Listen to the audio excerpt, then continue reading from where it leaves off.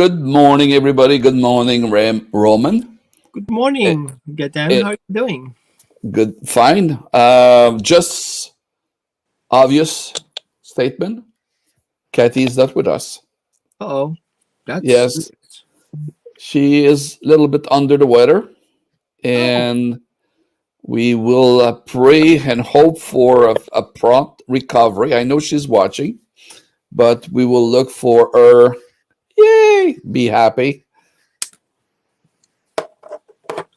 Something like that. Like that. wait, Love you. something like this. Yeah, like here. Okay. How you say that? Yeah. Wow. Oh, something like that. Like Kathy, love you. Okay, be well. So yes, today we have a subject to start a conversation. Doug, children looking for a good, safe relationship. How about that? Oh, that sounds very simple, but Tell me the but. but but not with double T, with a single T. Mm-hmm. Um, there is we know as a fact that unfortunately things are not as perfect as they look like. We have about 400,000 bite injuries every year between dogs and children, usually from a place where dogs know the children. So they're not stranger dogs. They're usually in a home or family environment. And we have all these expectations when we adopted a dog. And we have expectations of the child, we have expectations of the dog. And we're missing all these parts where dogs are not plug and play. And what we see here very often is we have this perfect picture of a dog that we saw next door from the neighbor, and this cute dog, like super awesome, great breed, Googled online, found perfectly all the information there is amazing. Of course, we skip the difficult parts because it's not what we're interested in right now. Because we're adopting a dog, we want to have fun. We don't want to go into this, fear porn. And then we have that dog, right, in our house. And then we want these two puppies, to be best friends. So we threw them together in the ring and have them figure it out. Now, of course, the children don't have a clue. And of course, the puppies don't have a clue. Their development stages is beyond, um, acceptable on how to build social relationships. So, and then all of a sudden, we are very stressed about it because what will the dog do? What will the baby do? So we don't set things up for success. We actually set it up for failure. And we don't see it coming until it's too late. We see, for example, that many people have expectations that the puppy should recognize that this is a human baby, and human baby, you don't bite. It's kind of like telling my 5-month-old child, don't, chew on your fingers. And the other part that we see very often is there is lack of education around animals to start with. So people don't have animal parenting education. Whatever they grab on the internet is what they know. And so what usually people do is they go on social media, they're asking questions. Hey, I'm going to adopt this B, C, D breed. And what is your guys' opinion? And they're like, oh, he's great. He's awesome, a great breed. And all of a sudden, we have this mindset. We adopted a breed. And because we adopted a breed, that breed will behave like a particular breed, missing a very important point. Yes. That's very, very important. The assumption Yeah. that a breed is quote unquote friendly or child friendly or safe. Right. It's kind of like, hey, I'm going to get married. I will marry a female or I will marry a male. And because of that, because it's a male or a female, I know exactly how they will behave. So I know my marriage will go perfect to the end. We don't think on this individuality. So while we expect the dog genetics to be 100% affecting behavior, we're missing the point that genetics is only 35% affecting the dog's character.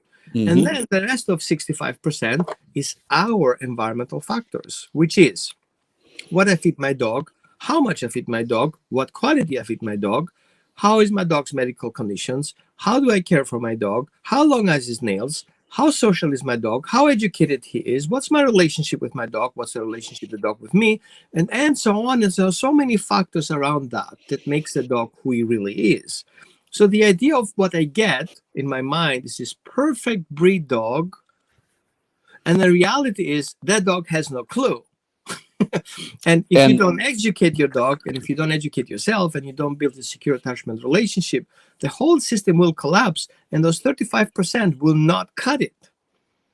Because all is going to happen is, if you let the dog do his own breed traits and all these breed characteristics, persistence, for example, or stubbornness, people call it, or other factors, I don't want to list them all here, it would take too long.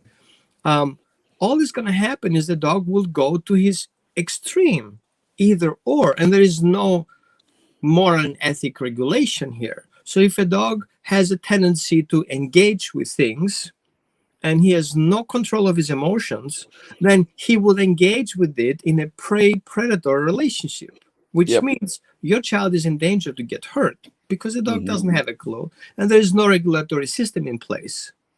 Let's explore that a little bit more in detail. Let's look at the scenario. A family, a toddler. Then they decide to add to the equation a dog. In the common sense world, what you will do in a context like that from the very first basic statement: a family of two, a toddler, and then you add the dog. What will be the step number one before the dog get in? Well, my first question is, how old is the child? Toddler, 3 years old. Okay. The second question would be, how much time do people have to work with that dog, that the dog will come home? How old is the dog that will come in the house? What's his adoption history?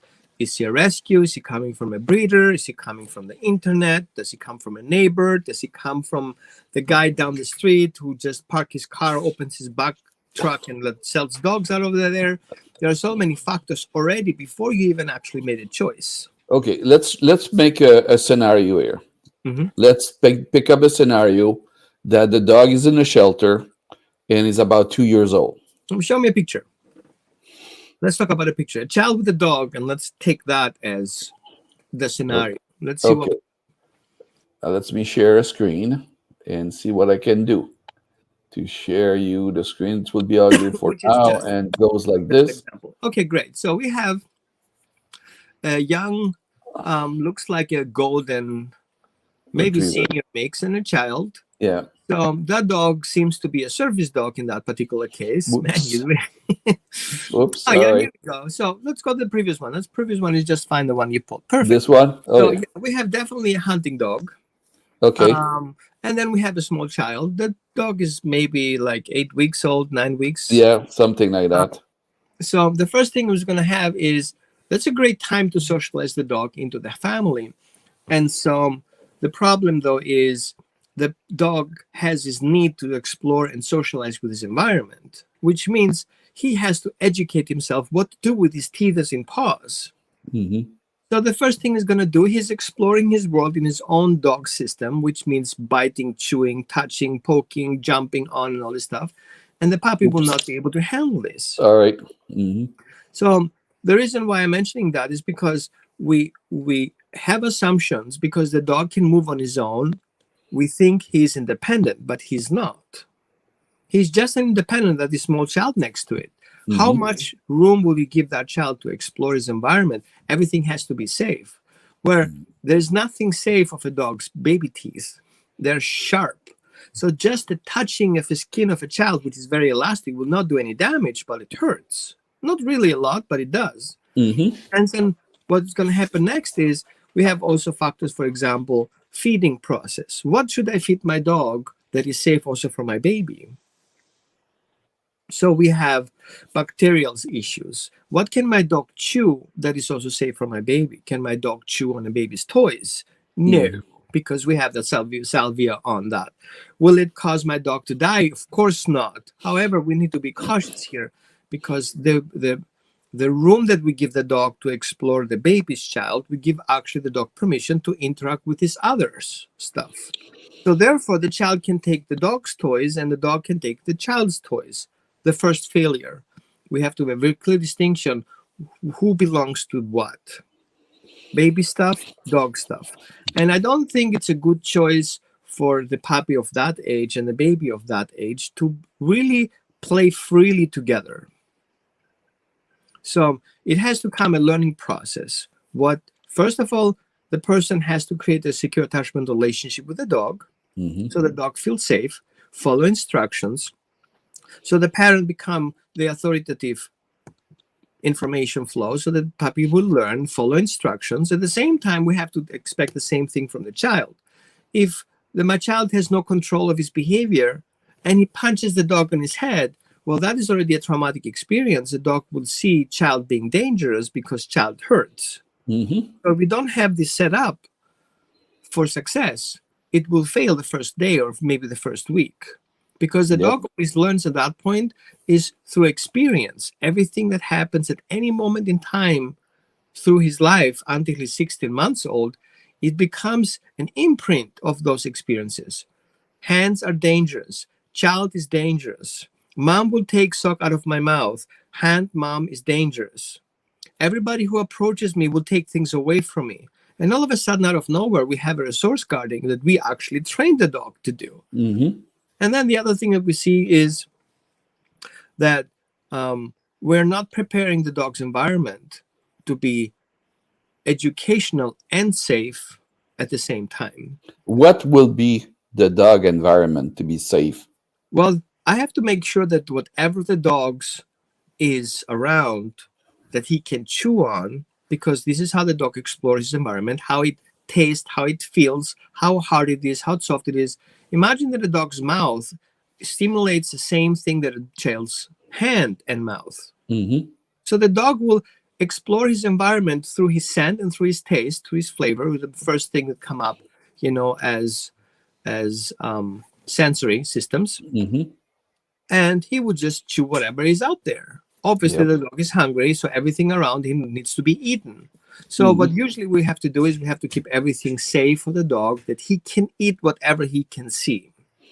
So what do I have in there? I have safe toys that are toxin-free, out-of-free, chemicals.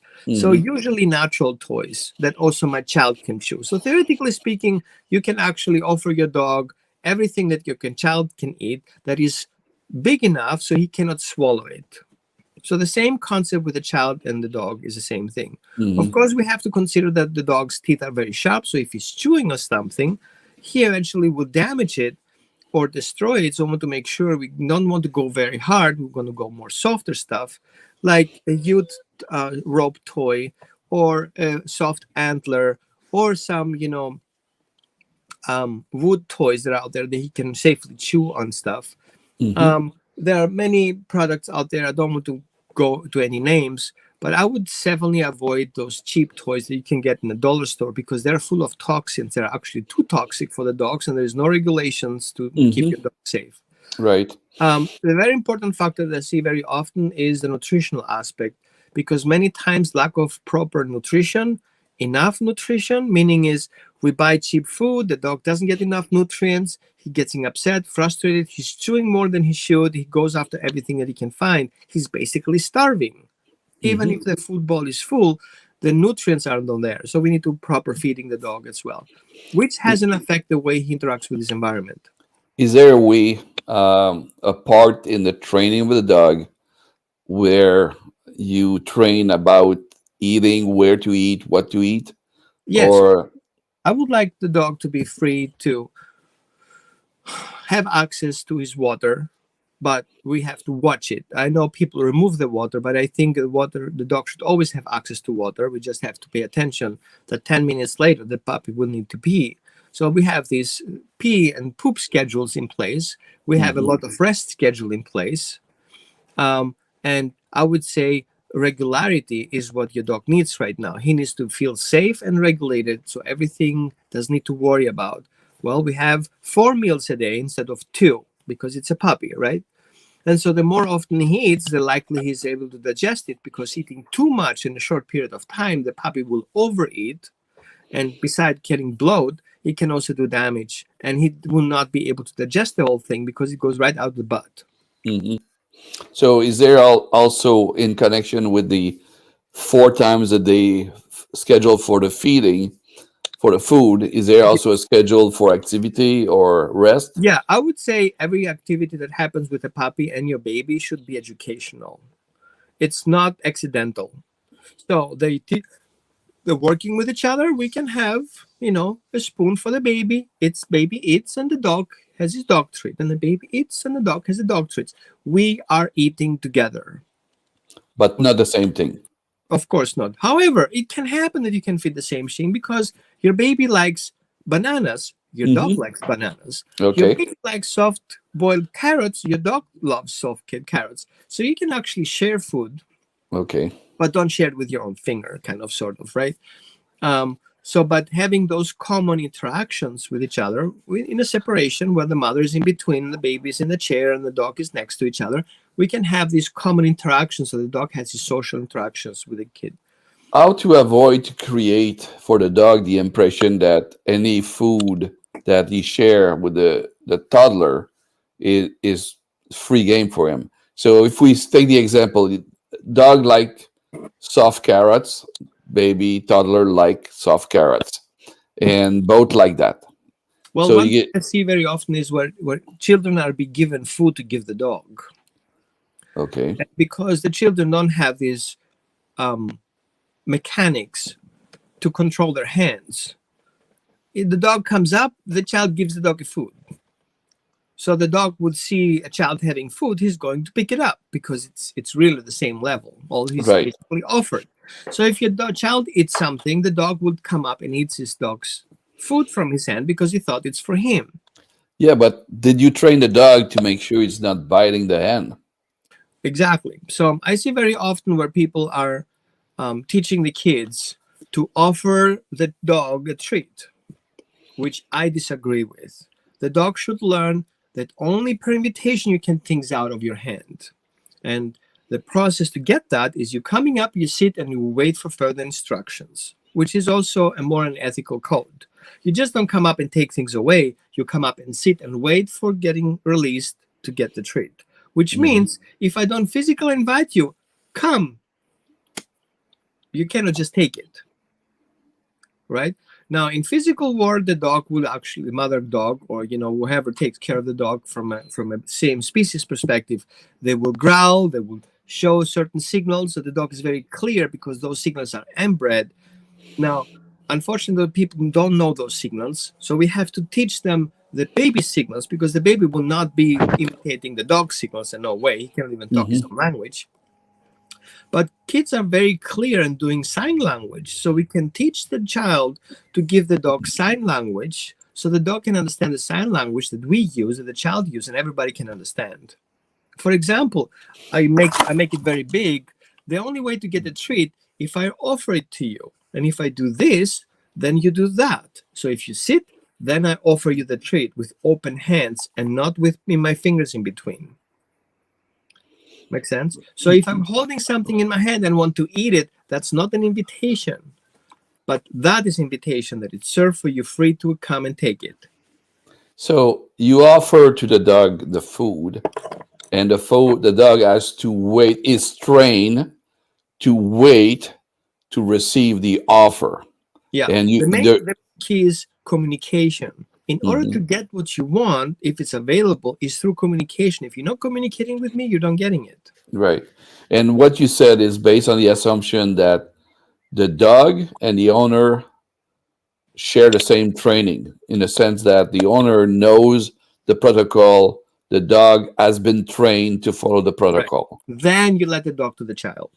Yeah. You don't throw them in the ring together, let them figure it out. Because the No. dog is not a child and the child is not a dog. So they have cross species miscommunication. Yeah, it can miss a finger, right? Right, right. But We don't want that. a dog will likely will do when he interacts with him. Naturally, the dog will go and behave based on his breed traits. So a border collie will go after the legs and limbs, right? A hunting dog will go around the neck. Most of the dogs will go and play around the face. So the first thing is going to see, for example, a Mastiff puppy is going to hang on his jaws on your baby, on you, because that's what they do. They hang on their people's faces. So that is really upsetting because we see the dog is biting my child, but in fact he's playing. So the way I respond to that play, if it happens to become that way, it becomes a trigger and a problem the way I respond. So if I respond aggressively towards a dog who just wanted to explore things, then he thinks the things to approach things is through aggression. So if I want to get things done, I have to do exactly as my parents told me, aggressively. So our response and our feedback to the child's and the dog's behavior is through, let's say, educational approach. So if I see my dog is mouthing too much, then I want to interrupt that part that's happening and offer him an alternative behavior instead, because the last thing I want is my dog to make that as a first choice and not becoming self-rewarding behavior. So I chew your child and you pay attention to me. Oops. That's the wrong message. Right. But if a dog is calm, he's rested well. Actually, dogs should sleep at least 20 hours a day, sleeping, resting, and, after procedure of education and after they ate. So it's eating, educating, sleeping. That's the process right now. And literally, you don't have to walk your puppy because puppy's bones are not even together yet. They are in distance, only hold together by their muscles. So the bone structure is not even structured yet. Literally, they're floating in the dog's body. Okay. And so going for a walk and try to make your dog tired is a really bad thing to do. Okay. So you said exercise, training, sleeping. 20 hours of sleep per day for a dog. Yeah. It's typical for a puppy of that age. So that's been a lot of adjustment. So the owner need to be aware of that first. The dog need to have a place to rest, right, and not be nice disturbed, high traffic area, and not be disturbed during that period of time. Right. And so is he sleeping like by power nap, like an hour at a time, and then wake up and then more sleep? I would say sleeping, playing, sleeping, potty, playing, sleeping, interacting, sleeping, interacting. Everything happens after the rest. So the reason why it's that is because the brain hasn't created all these neurological paths yet. So if we have an experience, an emotional experience, which dogs have emotional experience, and that is being stored in the body and in the brain, we need to kind of create a time for those systems to adjust themselves and those neurons to grow together and create those paths. So if I interact with a dog, that is interacting in social paths that are being constructed in the brain. And if I put too much in there's too much information coming in, and those paths are not ready yet. Basically, all the information goes down the drain. So we train, and the dog learns nothing out of it because there is no way for the dog to memorize that. So imagine everything is like 0 and 1 connection, so that information can be stored. Make it very simple. So if the dog doesn't have that capacity, he will never be able to learn it. So small training sessions, maybe 3 or 5 minutes. Then information. That was my next question. Right? And then having lunch, and then having dinner, and then having brunch, and then having a snack, and then go to rest, Okay. And the same thing with children too. Let all the interaction to be a happy experience, and your dog doesn't have to over-socialize with the baby. Okay. Next, I want to share this illustration, and that will take the conversation to the next level, I believe.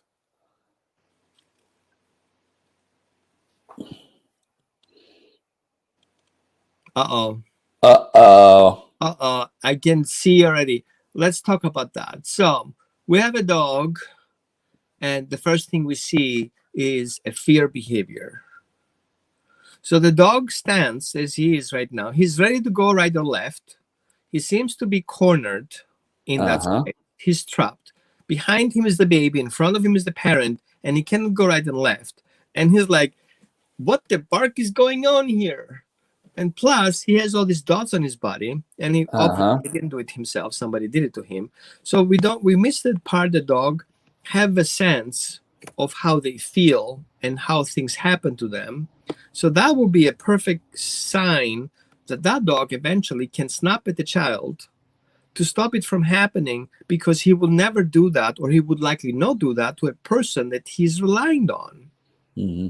So I would not harm somebody. I'm getting my food and my support. But that little fella, I can go after this guy. I'm not depending on him at all. And so we basically put the dog in a position that he rather goes after the child instead of telling us, hey, I kind of have enough now. Just leave me alone. I already feel miserable with all these dots on my place. It doesn't look like Oh, as much as you do, but they do have. are we losing you? No. We lost you No, for a I'm here. second. Uh-oh. Yes, I know, but you're frozen,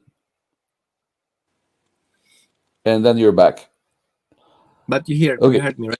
So the dog shows discomfort, and those clear signals, I see 3 signals right away on the spot. So the dog stands,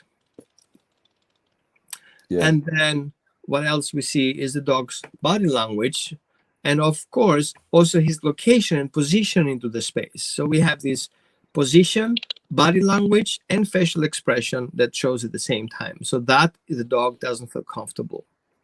So as Yeah. a parent, we should see that, and we should grab the first signal and say, hey honey, how about we let the puppy go rest right now, because he needs to sleep over his new coat that he has paint on it. Right. And you see the N of the owner there We see ears back, we holding see the head low, leash. we see the dog's turned, okay? Ears Yeah. back, head low, turned on the side, legs stretched, and he's cornered. Yeah. That's a recipe of disaster right there. And disaster are not welcome. So let's see what's going on with disaster. I have this. I want to share this sign here. So this is from dogbite.org. Okay. And this is a statistic for 2020. That was a 2015 report. 4.5 million dog bite occur each year in the United States. That's really, really dramatic. So this is a situation where this can lead to a dog bite. Well, statistics says at least 400,000 children get bit every year. Right. So that is the situation, how it happens. Children rush out in the house, friends coming over, kids are playing rough, the dog gets involved, things get out of hand. The child goes and picks up and snuggles the dog, because the same thing mama does, but the dog doesn't see that happening here because it doesn't feel comfortable. The reason why he's on the couch is because he wants to stay away from the problem, and the child goes right into the trap. Yeah. That's a recipe for disaster, and we don't want that. We don't want to have children. I don't want to show picture of children bitten by dog. No. It's not nice. No. Some picture I saw are so bad, and they sometimes are done by a small dog, like a 5-pound dog. Yeah. And they can be life of. It would be deformation of the face for the balance of the life of the kid. Requires surgery, hospitalization, and name it. And unfortunately, it's happened too many times in the course of the year. Well, the good thing is I have puppy parenting classes. So while most people go and try to get a dog socialized in puppy classes, I think that it's more important for people to learn those skills. So I created puppy parenting classes. They're low cost, they're not inexpensive, but you have to sit down and learn all those things instead of searching on the internet and try to filter out things that you know or you should know, but you cannot judge them. So yes, I did already the work for those people. And I would like to say something in that regard. People buying book, people searching the internet will never, ever, ever, ever replace a live experience with a live trainer. And even if it's done Right. remotely, at least there's a live interaction between a person like Roman, your dog, and yourself. So Right. a book will not replace, a page on the internet will not replace, and strongly encourage to go to a trainer, a qualified, certified, trained Force train. trainer. Right. Yeah. There are You so have a many frozen trainers out picture, there. Roman. Yeah. There are so many trainers out there, and there are so many different ideas about training. And unfortunately, the business is not regulated. So everybody can Hmm. come in and do whatever he needs to do, wants to do. Everybody can make a book out of it and sell it. And then people just go on the internet and see these thousands and upper thousands of training videos. There's nothing different than all those diets you find online. Now, Hmm. if you're not educated and you don't read the little details that you can figure out what exactly this dog trainer's philosophy is, you're going to set yourself up for failure because you're going to do something. And actually, I had a conversation this morning of a person who, acquired to work with me, but finally they did a shortcut and then tried to somebody work locally and Hmm. they ended up surrendering the dog because after 4 months the training went worse and worse and worse. The trainer had no clue about the breed, had no clue about the dog's needs and the situations, and the child got bitten more and more, and to the point that people says, my child goes before my dog, so they Hmm. surrender the dog to the shelter. Yeah.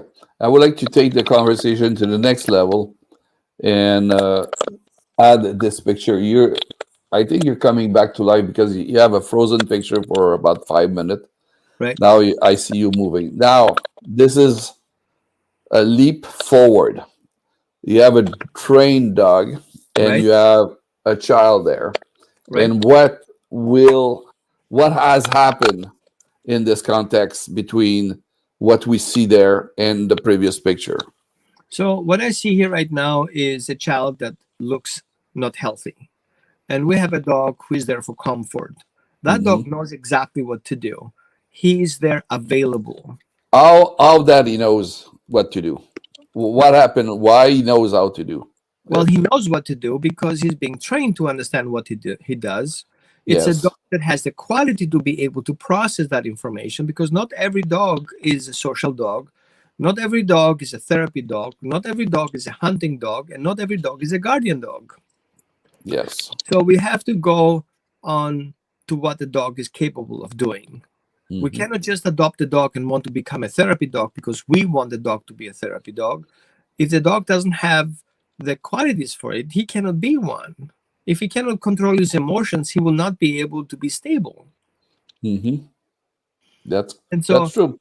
I The see many people who adopted a dog from a shelter and now they have this illusion of this dog has to be a therapy dog and love everybody and whoever they go. It's not going to happen. Look, very, very difficult to happen. There's a Mhm. reason why the dog ended up in a shelter. Something went wrong in his life. And sometimes we are lucky. We know these dogs. We Mhm. had a guest coming over and explain to us exactly how the story goes with adopting a dog who become a very well-known therapy dog. Mhm. And but that's just one in thousands, maybe. Yep. It's very even dog pre-selected to receive the training Yeah, who went into training, one of out of 20 will go through. right. So the vetting process is quite intense and not every dog will fit the bill. Right. On these words, Roman, thank you very much for your contribution today. It's always a pleasure, a joy, and a privilege working with you. And we look forward for next week. Hopefully, Kathy will be with us. Get And Kathy back. Kathy, come back. Be well. Don't stress yourself, Kathy. Right. When is Mother's Day? May, not this 1st of May, the second week of May, Good. We in need to two get her weeks. back on the It, road for that. she needs to be on her feet, happy as usual, Yeah. and full of wisdom as usual. And Kathy, please don't stress yourself. I And we will have mentioned some that to you. surprises for the moms next Mother's Day. Yeah. So just give you guys a heads up. Okay. Thank you so much, Roman. I really appreciate. And best to Kathy. And we'll see everybody next week. Thank you. You're frozen, woman. We cannot hear you. Your internet is Yeah, it's kind of very slow today. right, and you have a snapshot on your face like what? Nevertheless, thank you very much. See you, everybody. Bye.